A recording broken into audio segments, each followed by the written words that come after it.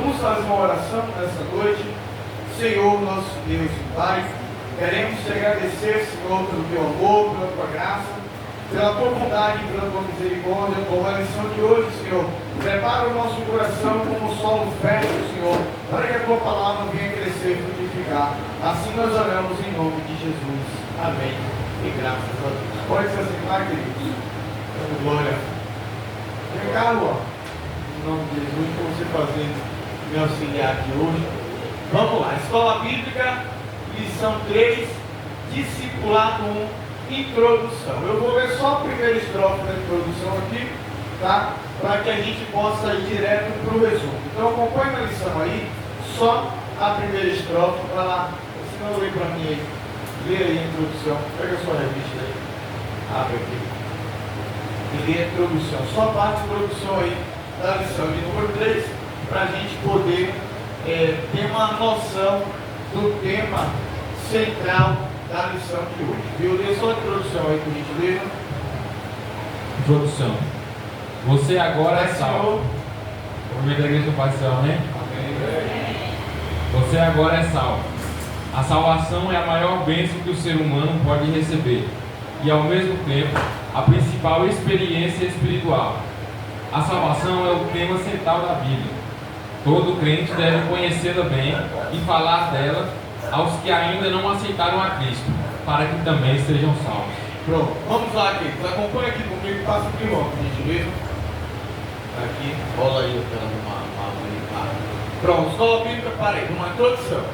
Sem dúvida, uma das maiores bênçãos que recebemos da parte de Deus é a oportunidade de um dia estarmos com Ele novamente. E isso só pode ser alcançado através da salvação de nossas almas. E isso também só é possível através de Jesus Cristo. Vamos ver o texto de referência, passa aí para a gente ler o texto aqui. Atos, capítulo 4, verso de número 12, que diz assim: e não há salvação em nenhum outro, porque abaixo do céu não existe nenhum outro nome dado entre os homens pelo qual importa que sejamos salvos, né? Então, queridos, a lição de hoje, basicamente nós iremos aprender o que é salvação, né? Que fique bem claro, a partir do momento que você aceita Jesus, não é garantia de estar salvo, né? Nós iremos aprender que a salvação, ela exige um processo de três passos principais. Então, eu aceitei Jesus, pastor, vou continuar a viver da forma que eu vivia antes porque eu estou salvo? Absolutamente não, né? O processo de aceitar Jesus, de aceitação a Cristo, é um dos passos que o cristão, o ser humano, ele vai dar para se alcançar a salvação. É muito mais do que somente vir na igreja, né? Então tem muita gente por aí, porque aceitou Jesus, está vivendo a vida da mesma forma e está achando que vai ser salvo naquele grande dia. Pelo contrário, essa lição, ela vai esclarecer de fato o que é a salvação, o que significa a salvação e por que todo ser humano precisa dessa salvação, né? E aí, o texto referência, aqui em Atos 4, deixa bem claro: e não há salvação em nenhum outro nome, porque abaixo do céu não existe nenhum outro nome dos homens pelo qual se importa ser salvo, né? Maria não salva, João não salva, José não salva, Pedro não salva, só Jesus é quem salva, né? Tem muita gente que deposita a fé na Maria, que deposita a fé no João, no Antônio, mas eles não têm o poder da salvação. Só quem pode salvar é Cristo. Na sua Bíblia, quando você lê Atos capítulo 4, verso 12, vai estar escrito explicitamente: não há salvação em nenhum outro nome, né? Só quem salva é Cristo. Em João capítulo 14, ele disse assim: eu sou o caminho, a verdade e a vida, e ninguém chega ao Pai sem antes passar por mim. Então não adianta eu tomar atalho, não adianta ir por outros caminhos para alcançar a salvação mediante a fé em Cristo, né? Então a lição de hoje vai tratar sobre a salvação das nossas almas. Não confunda uma coisa que muitos cristãos estão entendendo. Para você que está nos acompanhando aí pelo canal do YouTube, tem muita gente que faz associação de bênção com a aprovação de Deus. Ah, pastor, as coisas estão dando certo na minha vida, eu estou prosperando, eu estou ganhando, eu estou isso, eu estou aquilo, mas quando a gente olha a vida espiritual, está toda bagunçada, né? Mas pelo fato de uma pessoa estar tendo a bênção financeira, ela associa a bênção com salvação e aprovação divina. Tem muito crente que vai prosperar, que vai ter tudo, mas naquele grande dia não vai ser salvo. Por quê? Porque não seguiu aquilo que Cristo pedia. Não estou dizendo que a riqueza, que a prosperidade vai impedir ninguém de se salvar. Pelo contrário, a gente vê muitos homens, servos de Deus, que foram prósperos. José, Daniel, Abraão, Jó, muitos e muitos homens foram prósperos, ricos e tementes a Deus, né? Então a gente precisa aprender isso aí. Bênção, prosperidade não quer dizer que tem a aprovação de Deus, tá bom, queridos? Então vamos tratar basicamente disso aí. Então vamos lá, Juan, leia para mim aí o primeiro ponto do que é salvação. Acompanhe na sua revista aí, irmãos, o que é salvação. Só o primeiro ponto. A princípio, pode-se afirmar que ela é o resultado da morte expiatória de Jesus Cristo na cruz do Calvário, que livra o homem da condenação eterna causada pelo pecado. Pronto, vamos lá, passa aqui o ano. Visto que a gente já aprendeu que não há salvação em outro nome, tá bom? Vamos lá. O que é a salvação? Vamos lá. O que é a salvação? Vamos definir aqui a salvação em dois pontos principais, né? Primeiro ponto, o que é a salvação? É um ato soberano de Deus. Por exemplo, vamos ler o que está escrito em João capítulo 3, verso 16, para ampliar nosso entendimento. Porque Deus amou o mundo de tal maneira que deu seu Filho unigênito, para que todo aquele que nele crê não pereça, mas possua a vida eterna, né? Então vamos lá, volta um pouquinho, pode voltar um pouquinho, pronto, volta um pouquinho aí, segura aí. Então vamos lá.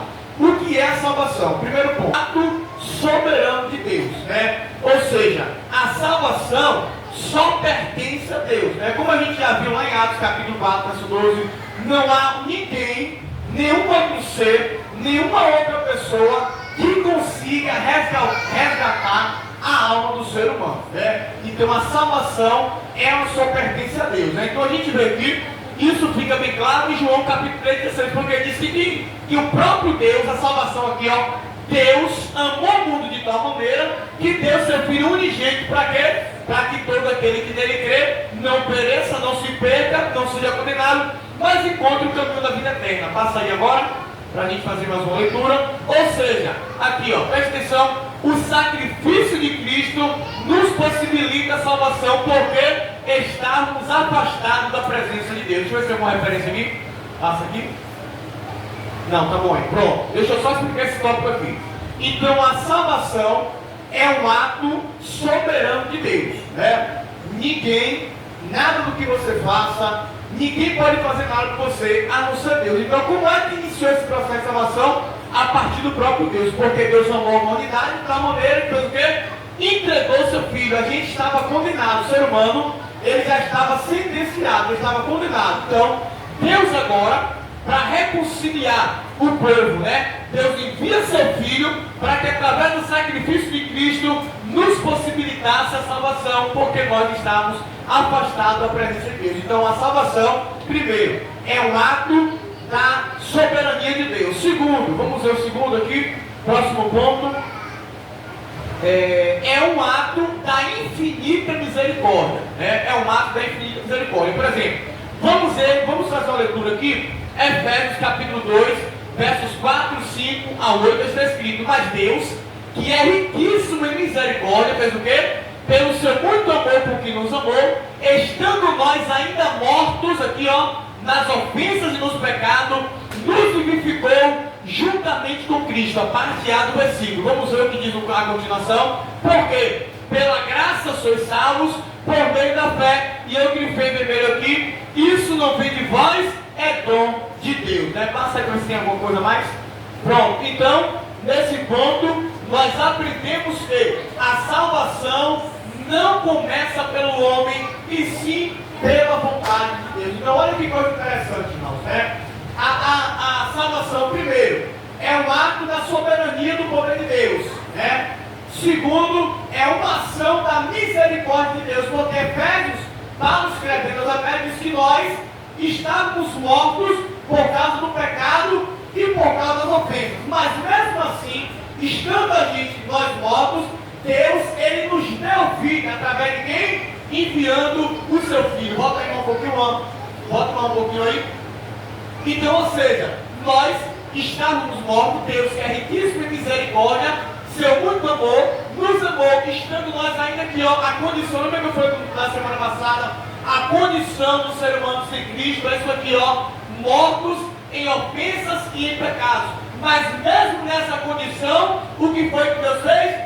Nos vivificou, nos deu vida juntamente com Cristo. Vamos ver o restante do versículo. Porque pela graça sois salvos por meio da fé.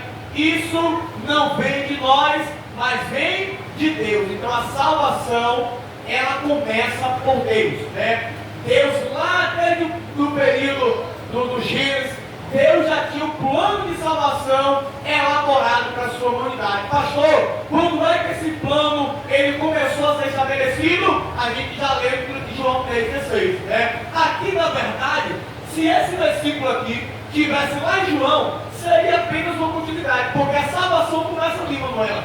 Deus amou o mundo de tal maneira que fez o quê? Envia seu Filho, através da morte de Cristo, nós tivemos vida. Agora, olha que contradição.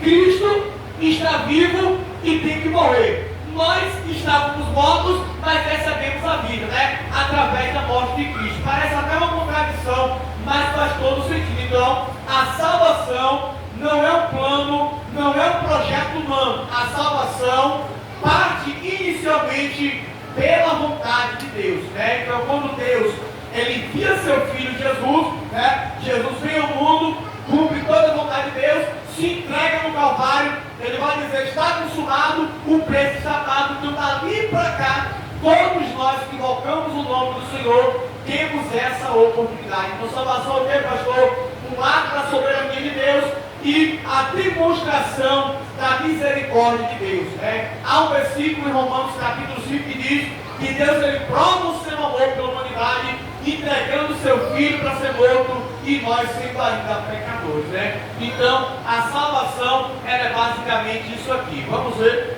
mais alguma coisa aqui? E aí, nós vimos aqui que a salvação ela é um processo que vem da parte de Deus. 2. A necessidade da salvação, né? Vamos aprender isso aqui. Leia para mim, Juan, o tópico 2 aí, o primeiro parágrafo aí, primeiro ponto. Acompanhe a sua lição aí, vamos rapidamente. Você aprendeu que a salvação é um ato soberano do Senhor, porque só Ele pode salvar. E também um ato da infinita misericórdia de Deus, porque é dada graciosamente mediante a fé, e não através dos nossos próprios méritos ou boas obras.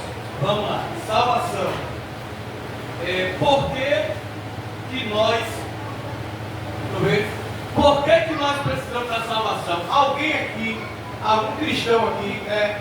Todo mundo aqui é segurança, né? Levanta a mão que é crente aí, todo mundo é crente aqui, né? Deus crente, verdade, todo mundo é crente, né? Pronto. Se alguém na rua te perguntasse hoje, né? Você que gosta de pregar essas palavras duras, né? Não vai pro inferno, não sei o que, pronto, calma. Nós que gostamos de pregar uma palavra dura de transformação. Se alguém hoje nos perguntasse, peraí, você está pregando na igreja, você sabe que você está Jesus, mas para que eu preciso aceitar Jesus? Para que a salvação? Algum cristão aqui teria essa resposta para dar que te perguntasse? Alguém? Você fala, para que a salvação? Para salvar pessoas perdidas. É uma resposta, né? Mas eu quero mais convicção. Alguém aqui, se alguém hoje na rua aqui, perguntasse a você aqui, para que alguém precisa de salvação? Alguém saberia responder-nos? E se eu perguntasse a você aqui hoje, por que você aceitou Jesus? Por que você precisa dessa salvação? Alguém saberia me responder aqui? Eu não quero crer que os irmãos aceitaram Jesus enganados, né? Eu não quero crer que vocês estão na igreja aqui sem mesmo saber por que vocês estão aqui, né? O mínimo é isso aqui, ó. Se alguém me perguntar hoje, pastor, por que o senhor aceitou Jesus? Eu vou dizer, porque eu preciso da salvação, né? Mas por que eu preciso da salvação? Alguém saberia dizer, irmão, né? É o mínimo que o crente deve fazer. Não precisa de teologia, não precisa de milagre, não precisa de curso, não. Isso aqui, qualquer crente que aceitou Jesus, ele precisa saber qual é a razão da salvação dele. Né? Então, se os irmãos estão aqui hoje e não sabem o motivo que estão aqui, é preciso buscar na Escritura. Né? Ninguém está na igreja que está. Então, se alguém me perguntar sobre pastor, por que nós precisamos da salvação? Primeiro ponto, vamos ver aqui a resposta: por causa do pecado. O que foi que fez? Através do pecado, nos afastamos de Deus. Olha o que está escrito em Isaías 59:2. Isaías 59:2. Mas as vossas iniquidades fazem separação entre quem? Entre vós e o vosso Deus. E os vossos pecados encobrem o seu rosto para que não vos ouça. Então, irmãos, você precisa da salvação, porque o pecado te afastou de Deus. Anotem isso aí, que isso aqui é importante para na hora do evangelismo. Já pensou a gente evangelizando, né? Irmão, você precisa da salvação para ir para o céu. Eu vim te perguntar, mas por que eu preciso da salvação? Será que você saberia responder? Não. Aqui, ó, a resposta é essa aqui, por causa do pecado. Você vai responder por quê? Porque o seu pecado, a Bíblia diz que o seu pecado te afasta de Deus. Isaías 59 diz o quê? Cadê? Mas as vossas iniquidades fazem separação entre vós e o vosso Deus, e os vossos pecados encobrem o seu rosto para que ele não vos ouça. Então a resposta aqui: pastor, porque eu preciso da salvação? Porque os pecados que eu cometi outrora me afastavam de Deus, né? E ainda tem muita gente que não aceitou Jesus e diz: eu tenho Deus, eu tenho ir, não, irmão. E quando nós não confessamos os nossos erros, não aceitamos Jesus, a Bíblia diz que estamos separados de Deus. É a Bíblia que está falando.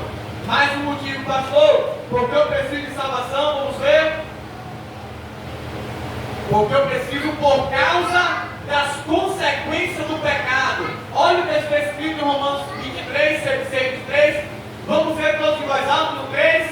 1, 2, 3. O meu salário de pecado é a morte, mas o dom gratuito de Deus é a vida eterna em Cristo Jesus. Nosso Senhor. Por que eu preciso ser salvo? Porque o meu pecado, o salário do meu pecado era a morte, mas o dom gratuito de Deus é a vida em Cristo Jesus. Então, por isso, irmão, outra coisa, se alguém te perguntar na rua no dia do evangelismo, por que eu preciso aceitar Jesus para ser salvo? Será que eu não posso ser crente em casa? Será que eu não posso viver a vida sem ir para a igreja? Você vai dizer isso aqui ou não? Porque o salário do seu pecado, ou seja, a consequência do seu pecado era a morte, mas Deus te deu o dom, que não é esse? A vida eterna em Cristo Jesus. Então, por isso que o ser humano precisa dessa reconciliação, porque o pecado dele geraria a morte, mas Deus envia Cristo para nos trazer a salvação. Então, aqui você já aprende duas coisas, Está evangelizando, foi questionado por que precisa ser para Jesus e por que precisa vir para a igreja. A resposta é essa: Romanos 6:23, Isaías 59:2 e diversas outras passagens bíblicas, Vamos ver mais alguma coisa aqui. Por que eu preciso da salvação? Olha aqui, além do afastamento de Deus, o pecado também trouxe outra consequência, que é a morte. Vamos lá? Por que eu preciso de salvação? Precisamos da salvação para suportar os efeitos negativos deixados pelo pecado. Por exemplo, a Bíblia diz que lá no Gênesis, na criação, Adão e Eva eram perfeitos, não tinham pecado, não tinha morte, não tinha doença. Mas o que é que aconteceu? Após o pecado, passou o que entrar no mundo? A morte, as enfermidades. Então nós precisamos da salvação para suportar, por exemplo, depois do pecado, a morte, a violência, as doenças físicas, mentais e espirituais passaram a fazer parte da vida humana. E só com a ajuda de Deus é que conseguimos suportar essas coisas. Olha o que está escrito em Isaías 53, anote as referências. Isaías 53, verdadeiramente, Ele tomou sobre si as nossas enfermidades, as nossas dores, e Ele levou sobre si. Então isso aqui, ó, cadê? Enfermidade e dores são consequência do pecado, né? Então por isso precisamos da salvação. E nós o reputamos por aflito de Deus e oprimido, mas ele foi ferido por causa das nossas transgressões, moído por causa das nossas iniquidades. O castigo que nos traz a paz estava sobre ele, e pelas suas pisaduras nós fomos sarados, né? O crente, o ser humano, fora da presença de Deus, é uma pessoa ferida, é uma pessoa cheia de hematomas, é uma pessoa cheia de cicatrizes. Mas quando essa pessoa, ela aceita Cristo, né? O poder do Espírito Santo alcança essa pessoa, ajuda essa pessoa e dá vida a essa pessoa. Então é por isso, irmãos, que você precisa todos os dias lutar pela salvação da sua alma, né? Então 3 pontos importantes, pastor, porque eu preciso de salvação, porque primeiro ponto eu esqueci. Por causa do pecado, né? O pecado, ele me afastou de Deus. Por que eu preciso de salvação? Para me livrar da morte, da condenação eterna. Por que eu preciso de salvação? Para conseguir suportar os efeitos deixados pelo pecado, dores, morte, violência, doença física, pecado espiritual, né? Então tudo isso é consequência do pecado. O ser humano, fora da presença de Deus, ele está carregado com todas essas coisas que morrem. Então, é isso aí. Vamos lá para o próximo tópico. Tópico número 3, aspectos da salvação. Aspectos da salvação. São 3 os aspectos da salvação. Justificação. Como se justificaria o homem para com Deus? O homem, morto em seus defeitos e pecados, não tinha como justificar-se perante Todo-Poderoso. Porém, mediante a morte expiatória e substitutiva de Jesus, tornou-se possível a justificação do transgressor. Pronto, isso aqui é bem interessante. Lê de novo aí. Como pode o homem?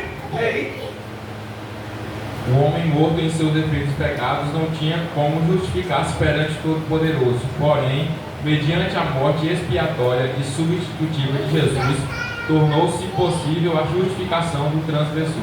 Pronto, vamos lá. Agora aqui, irmãos, ó, já aprendemos, presta atenção aqui, já aprendemos o que é salvação. Então hoje, se você for questionado na rua sobre o que é salvação, você já tem a resposta, né? Pronto. E por que precisamos dela? Além de aprender o que é, nós aprendemos por que precisamos dela. Agora, nós vamos aprender o que a salvação proporciona em nós, ou seja, quais são os efeitos que a salvação ela traz para as nossas vidas, né? Vamos ver aqui. Primeiro ponto é justificação. Vamos lá. No mundo espiritual, presta atenção aqui que isso aqui é importante, ó. No mundo espiritual, nós já estávamos sentenciados à morte. Porém, Cristo, através do seu sacrifício, nos deu a liberdade. Através do seu sacrifício, nos deu a liberdade. Vamos ver o que está escrito em Romanos 5, 17 e 19. Olha só. Porque se pela ofensa de um só, a morte passou a reinar, a parte A, pois, assim como uma só ofensa veio juízo para todos os homens, para condenação, olha aqui, a condição do ser humano era essa aqui, ó. Olha o que o versículo, um só homem veio o juízo sobre todos os homens para condenação. Assim também, por um só ato de justiça, veio a graça sobre todos os homens para justificação de vida. Passa aí, pronto, volta aqui, para mim poder explicar aqui. Então vamos lá. Você aprendeu em Romanos 6,23 que foi o teu pecado já tinha te dado a sentença. Você não tinha nem direito de julgamento. O pecado cometido, ele gera morte, né? Pronto. Então o que foi que aconteceu? Peraí, Deus olhou para a humanidade e viu que o homem, a partir do momento que ele pecasse, ele não tinha direito a passar por um tribunal. Ele já era condenado, ele já era sentenciado à morte. Acabou, né? Quando Deus envia Jesus Cristo para a terra, para se sacrificar, o homem que do pecado já passava para a condenação eterna, Cristo, ele veio como um advogado, ele veio como um mediador, né? Deixa eu dar um exemplo aqui. Passa o outro, Manuela. Faz favor aqui, Stefano, por gentileza. Aqui está o tribunal. De um lado, está Manuela que pecou, né? Então o pecado de Manuela gera a morte, né? Está aqui a condição do juiz, né? O juiz, né? Pronto. Se fosse outrora, o pecado dela já daria a sentença absoluta. Pecou, não tem direito a passar por um julgamento. Não tinha esse advogado de defesa. Aqui, ó. Era pecado e juízo. Quando Deus, lá em João 3,16, amou o mundo de tal maneira que enviou seu Filho amado, né? Jesus agora, ele se posiciona como um mediador. Jesus pega a causa de Manuela, pecadora, e vai interceder diante do Supremo Juiz, que é Deus, né? Então, ou seja, Manuela, que outrora não tinha direito ao julgamento, não tinha direito à defesa, era sentenciada agora, mediante a confissão de Cristo, os pecados dela. Cristo entra como um advogado, né? Cristo entra na causa dela para tentar absolvê-la. Aí quando ela se arrepende, quando ela muda de vida, né? O juiz muda aquela sentença de morte e dá mais uma oportunidade, tá bom? Obrigado demais por vocês. Então era assim que funcionava e é assim que continua funcionando, né? Então nós já estávamos sentenciados. Então, ou seja, o pecado de Adão, lá no início, depois de Adão, toda a geração já nasceu sobre a influência do pecado, né? Já nasceu com o seu martelo batido. Se não se arrepender, o pecado gera morte. Então, o João Paulo, quando escreve Romano, diz: pela ofensa de um, a morte passou a reinar. Mas, cadê? Pelo ato de justiça de um, que é Cristo, veio a vida e a justificação sobre todos os homens. Então, por isso, irmão, que hoje, quem morre hoje, sem aceitar a Cristo, fora da presença de Deus, continua indo direto para o juízo. Não tem, a gente vê aí, né, na televisão, um famoso morreu, bota as asinhas aqui atrás e vai direto para o céu, né? Oh, Jesus, se ele soubesse para onde ele iria de verdade, né? Irmãos, a Bíblia diz que é só Cristo que pode tirar os nossos pecados, né? João capítulo 1, quando João está lá no Rio Jordão, ele olha lá para cima e vê Cristo, ele diz: eis aí o Cordeiro de Deus que tira o pecado do mundo, né? Não foi João que estava vindo, não foi Maria, não foi Pedro, foi o próprio Cristo. João olhou para Jesus e disse: eis aqui o Cordeiro de Deus que tira o pecado do mundo. Infelizmente, quem morre hoje sem Cristo na vida vai direto para o tribunal. Pastor, se a pessoa vai ser salva ou não, aí é o critério de Deus, porque Tiago escreveu dizendo que só existe um juiz que pode salvar e condenar. Então aí é critério de Deus, tá bom? Mas hoje, se a gente for usar a concordância bíblica, a lógica bíblica, né? Morreu sem Cristo, infelizmente é condenação, né? Marcos capítulo 16, verso 15: aquele que crê e for batizado será salvo, mas quem não crê será condenado. Então a Bíblia está dizendo isso. Então por isso que quando você for evangelizar, não entregue apenas um folheto aleatório, não. Se a pessoa lhe questionar, pare e responda biblicamente. Você precisa ser salvo porque isso, você precisa para a igreja por causa disso e isso, e você precisa aceitar Jesus por causa disso e isso. Então aqui, ó, você teve uma aula hoje aqui, está tendo uma aula hoje aqui de evangelização, não só nas ruas, mas em casa, né? Mas no seu trabalho. Então isso aqui, irmãos, não é assunto de sete cabeças. Isso aqui é uma coisa que todos nós precisamos. Por quê? Todo mundo aqui está correndo atrás de uma só coisa, o quê? A salvação. Então como é que você está correndo atrás daquilo que você nem sabe o que é? Imagina aí, irmão, né? Por isso que tem que chamar de doido mesmo, né? Está na igreja correndo atrás daquilo que ele nem sabe explicar, né? Então hoje você está aprendendo o princípio da salvação. Então é isso aqui mesmo que eu acabei de falar. Vamos lá. O próximo é justificação. Pronto. O primeiro passo da salvação. Lembra que eu falei no início da introdução que tem muita gente que está pensando que aceitou Jesus e está salvo? Não. Aqui você está vendo os três passos. O primeiro, justificação. O segundo agora é a regeneração. Vamos lá. O que é regeneração? Esse é um processo de mudança interna e externa. É o que acontece, é quando o ser humano, mediante a confissão de pecados e aceitando Jesus como Salvador de sua vida, ele começa a ser transformado por quem? Pelo Espírito Santo. Passa aqui um pouquinho, Jesus não está mais na terra, né? Olha o que está escrito, a conversa de Jesus com Nicodemos, anote a referência, João 3, versículo 3. Jesus respondeu e disse, na verdade vos digo, aquele que não nascer de novo, não pode ver o reino de Deus. Pastor, e a criancinha que ela é batizada, pastor? O que é batizada? Ô, Luninha? Ô, Luninha, vem cá, pastor, vem cá. Pronto. Vou chamar a menina, pronto. Luninha, ela foi batizada, Menezes? Foi batizada não, né? Vamos supor. Porque para que é que serve o batismo hoje mesmo, né? A Bíblia diz que batismo é para remissão de pecado. Então só batiza quem tem consciência que é pecador.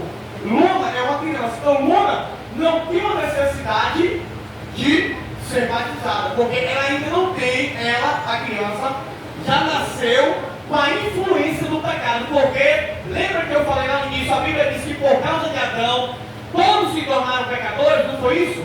Pronto, né? Então Luna já nasceu na influência, mas ela ainda não tem noção do que significa.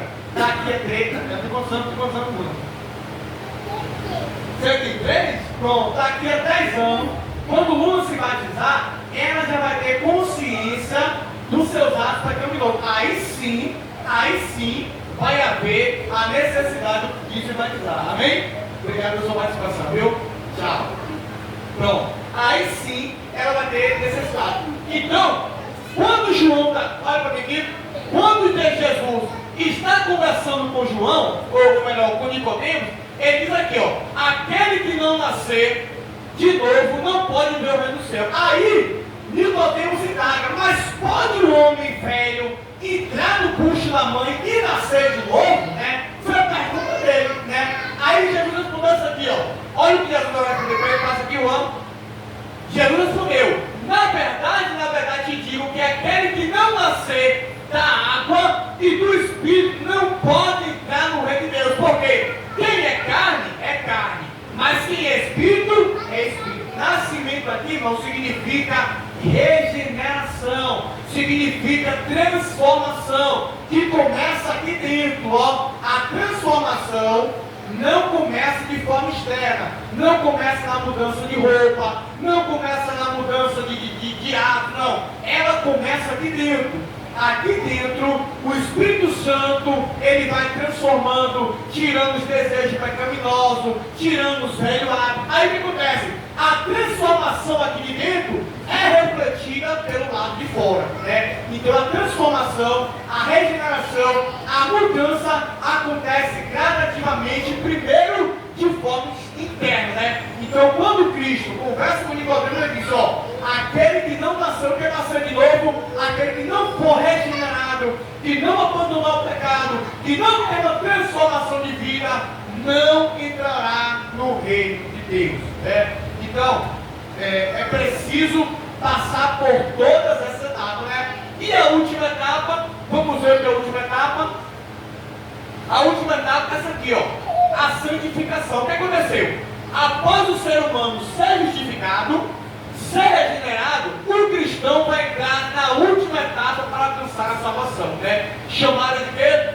Santificação. Esse é o processo que todos nós vamos passar até a volta de Cristo, que consiste exclusivamente na mudança de vida, ou seja, a mortificação do velho homem e de seus atos pecaminosos. Vamos ver 2 Coríntios 5,17, toda a igreja nesse versículo aqui no 3.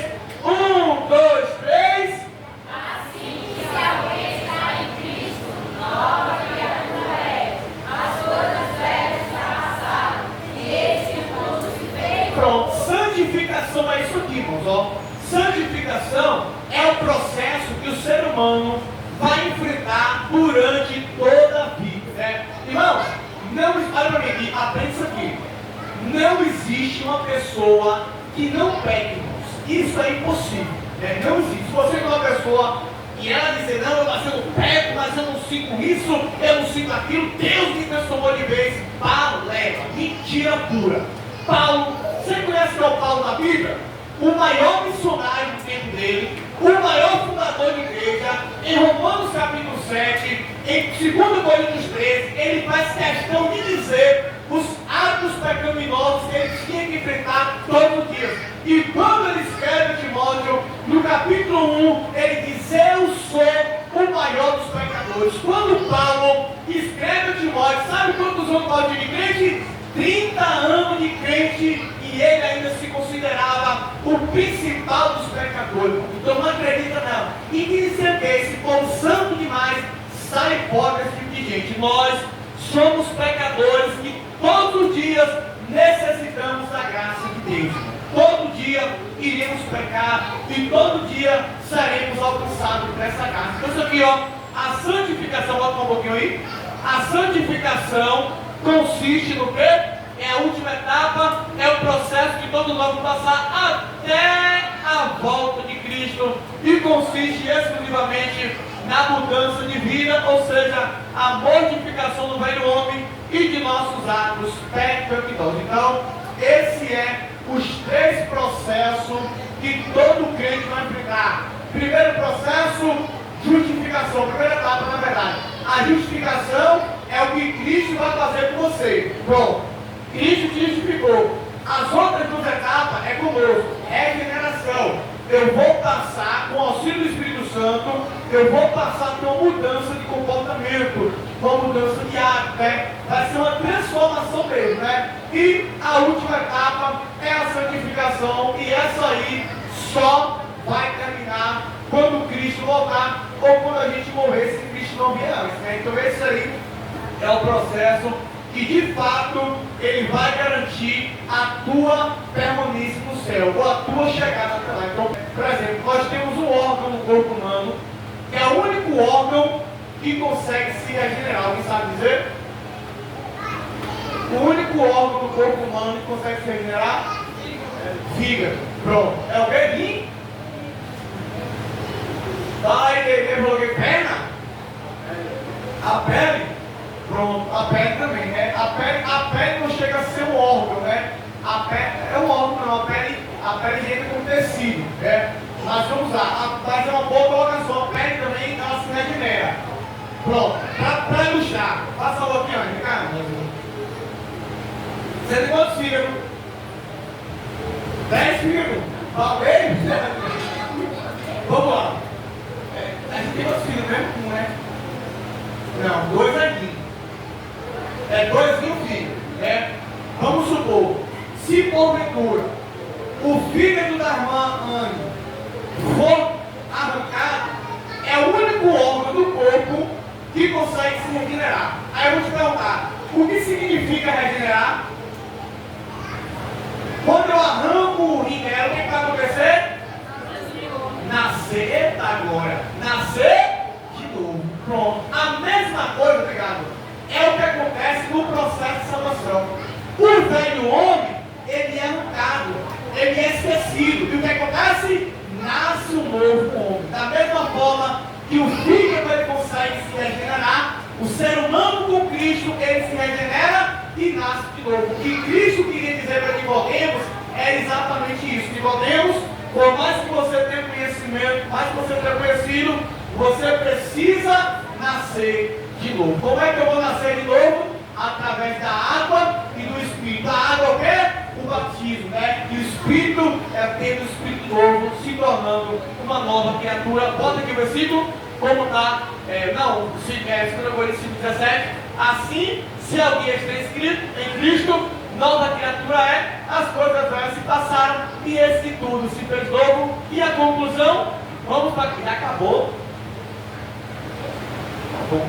Hoje aprendemos porque precisamos da salvação, o que ela representa para nós e as 3 etapas que vamos passar para alcançar a salvação de nossas almas e que venhamos colocar em prática tudo aquilo que Jesus ele nos ensinou. Vamos fazer uma oração de agradecimento nessa noite. Senhor, nosso Deus e Pai, te agradecemos pela lição de hoje, Senhor. aprendemos pautas importantes, meu Deus, aprendemos sobre a salvação e as etapas, meu Deus, que iremos passar. Sabemos que não é nada fácil a regeneração, a santificação, mas eu te peço, nos ajuda, Senhor. Sabemos que não estamos sozinhos, porque o Teu Espírito Santo Consolador está conosco todos os dias. Assim nós te pedimos, meu Pai, fortalece a Tua igreja, desperta dentro de nós esse desejo de estar na escola bíblica e de aprender mais de Ti. Leva o Teu povo em paz, guardando e livrando de todo mal. Assim nós oramos em nome do Senhor Jesus. Amém. E graças a Deus, a graça do nosso Senhor e Salvador Jesus Cristo e a doce consolação do Espírito Santo esteja sobre nossas vidas, não só hoje, mas para sempre, a igreja